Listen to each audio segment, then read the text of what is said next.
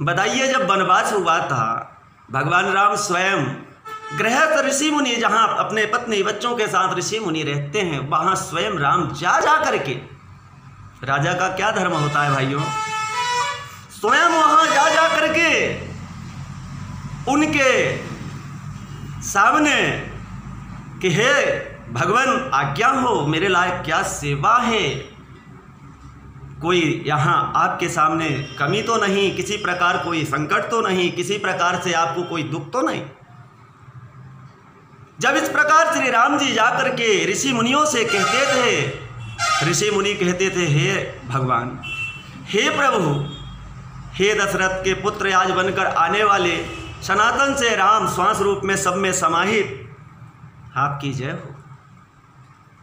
उनके राज्य में भाइयों बहनों, किसी भी भाई, किसी भी बहन, किसी भी बालक, किसी भी बच्चे, किसी भी वृद्ध, किसी को कोई कभी भी स्वप्न में संकट नहीं सताता था। भगवान श्री राम जी इतना संकट क्यों सहे भाइयों?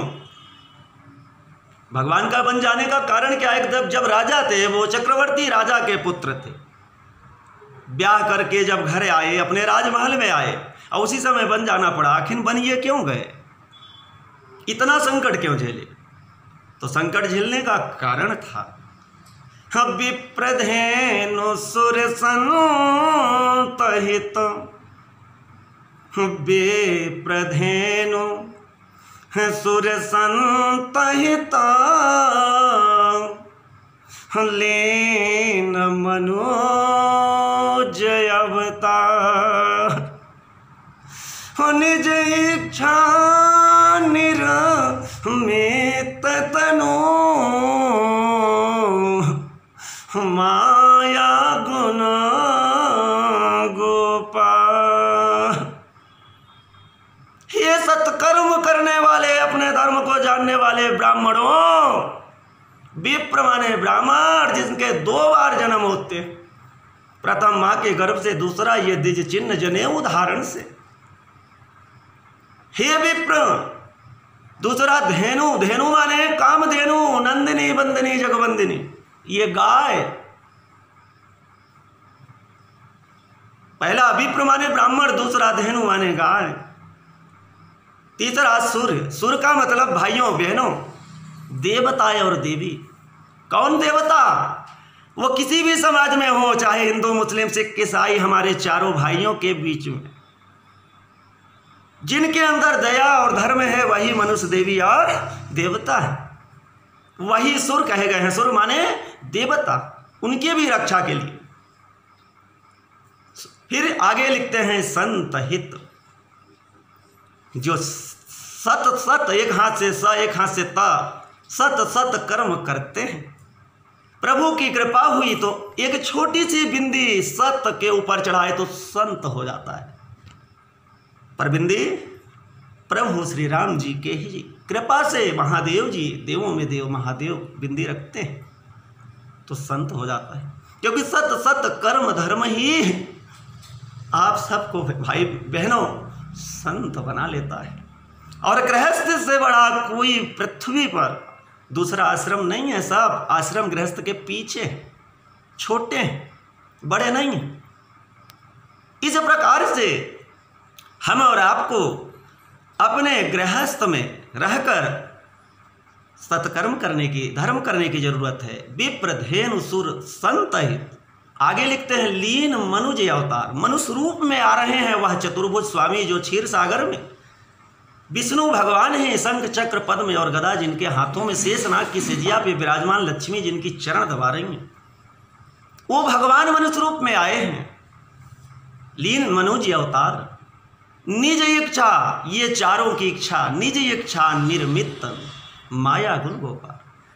ये माया रूपी संसार में प्रभु मनुष्य का शरीर धारण करके आए हैं। केवल सच्चे ब्राह्मण, गाय और हमारे भाई चाहे जिस भी धर्म के हों, हम नहीं जानते, हिंदू मुस्लिम सिख ईसाई, हम चारों एक ही सूर्य चंद्रमा से प्रकाशित हैं, सबके ईश्वर एक हैं भाइयों।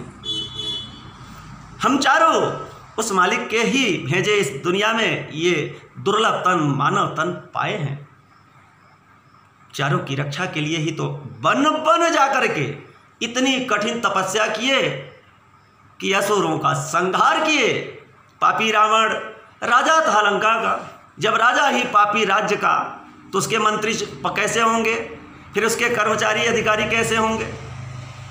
तो जब पापी राजा राज्य का रावण था तो उसके मंत्री भी तो पाप करते थे, तो उसके प्रजा भी क्या करते थे, वेश्यावृत्ति में दिन रात लगे रहते थे। पर नारियों का इज्जत लूटना ही उनका काम था। भगवान 14 वर्ष इतना कष्ट सहे, इतना कष्ट सहे कि हमारे 4 वेद हैं, 4 वेदों की हम रक्षा करेंगे। मनुष्य रूप में आए, वन में गए, कठिन भूमि कोमल पगगामी, कठिन भूमि कोमल पगगामी, कहीं हो है तुम बन बिचुरत स्वामी, कहीं हो है तुम। कितना वन का रास्ता, पहाड़ काटा पर्वतों से भाइयों बहनों, पर कोमल पाँव में खराऊ भी नहीं है। भरत जी को देकर अयोध्या में रखवा दिए हैं, गद्दी पे खराऊ भगवान की, अयोध्या के राजा हैं। छोटे भाई भरत जी इतना गड्ढा खुदवा के गड्ढे में खड़े हैं कि बड़े भाई की खराऊ ही चरण पादुका ही अयोध्या के राजा हैं। विचार करें, अगर इतना दुख न सहे होते, तपस्या न किए होते, तो क्या भगवान राम आज हम और आपके वेदों की रक्षा, ये 4 भाइयों की हमारी रक्षा हुई होती। जब राम भगवान आए, धर्म कर्म को जानने वाले, हमारे पूरे पृथ्वी पर बकरा और शेर एक घाट में पानी पीने लगे। कभी बकरे को डर नहीं लगता, कभी शेर को भूखी प्यास नहीं लगता है।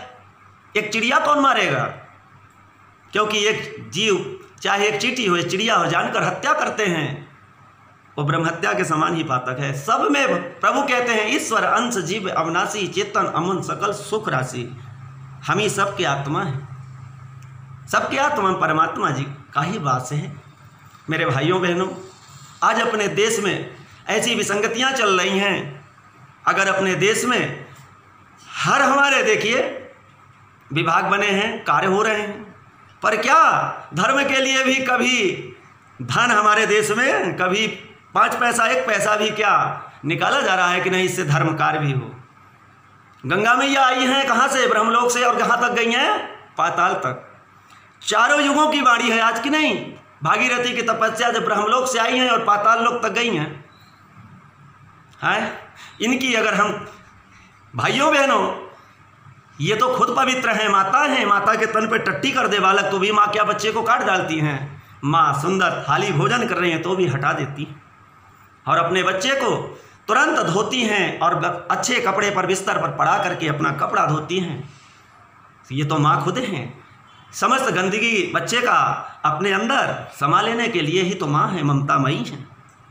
अगर आज हमारे धरती धाम पर अगर धर्म का थोड़ा सा 10 पैसा भी, कि ये हर राज्य हर जिला में धर्म के कार्य हों, देवताओं को सोमरस पिलाए जाएं, ये वेद मंत्रों की बात है। वेद कह रहे हैं, वेदों में मंत्र रखे हुए हैं जिससे देवता पुष्ट होते हैं। मंत्र भगवान ही हैं जो वेदों में, पुराणों में हैं, शास्त्रों में हैं। अगर पूरे विश्व में अगर थोड़ा थोड़ा भी अगर भगवान के नाम का, प्रभु के नाम का सोमरस अगर पिलाया जाता देवताओं को, आज ये धरती पर दिन देखने को न होते भाइयों बहनों। अभी भी हमारे धरती पर वो समय है, अभी भी सोचने और समझने के दिन, भगवान भोलेनाथ सावन के महीने में कह रहा हूँ, अभी भी सोचने और समझने का वक्त दिए हैं कि अभी भी अगर इस धरती पर सभी विश्व में जनों की रक्षा हम और आप चाहते हैं, तो हमारे अब माननीय सरकार, हमारे जो देश के राजा हैं, इनसे मेरा प्रार्थना है कि विश्व का रक्षा करने के लिए हमें अपने 4 वेदों में जो रास्ता बताया गया है देवी और देवताओं के लिए कि कैसे हम उनको पुष्ट करें, उनकी कृपा हम और आप पर कैसे प्राप्त हो, जो विश्व में सुख शांति आए। ये चारों युगों में ऋषि मुनि हमारे होम ही करते थे, यज्ञ ही करते थे, जप ही करते थे, तप ही करते थे, इसी से कल्याण होता था। आज ये हो नहीं रहा है, कहीं सुनने को ही नहीं मिलता है। अगर ऐसा हो, वो 2 बार जन्म लेने वाला ब्राह्मण ही कथावाचक हो, ब्राह्मण ही यज्ञ कराने वाला हो, तभी जाकर ये संभव है भाइयों। अगर जब तक अपने धर्म को हम और आप नहीं जानेंगे, तब तक विश्व का कल्याण हम और आप कैसे कहेंगे। कल्याण उतने भक्तों का हो रहा है और सदा होगा जो ये वाणी सुन करके अवश्य प्रभु के चरणों का सम्मान कर रहे हैं कि वास्तव में भगवान हैं, सदा रहे और आज भी अवश्य हैं। इसी वाणी पर अपने वाणी को विराम कर रहा हूँ और समस्त विश्ववासियों से यही कह रहा हूँ कि भगवान भोलेनाथ का जरूर याद करेंगे और मन मंदिर में अपने श्री राम नाम का ही ये आवाज़ जरूर, मुँह से नहीं बोल रहे हैं तो भी अंदर आत्मा से जरूर श्री राम नाम का ही उच्चारण करेंगे। निश्चित कल्याण होगा। आप सब तक जय श्री राम पहुँचे।